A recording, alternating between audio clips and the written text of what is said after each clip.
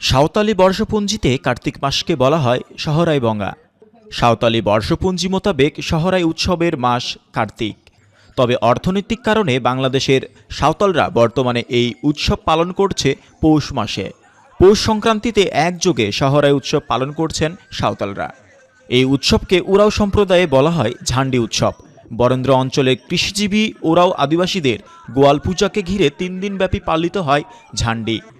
ঐতিহ্যবাহী নাচ, গান ও লাঠি নাচ দিয়ে নিজেদের ঐতিহ্যকে ধরে রাখতে এবং নতুন প্রজন্মের কাছে তা পৌঁছে দিতে মহাসমারোহে এই উৎসব উদযাপন করে উরাও জনগোষ্ঠী।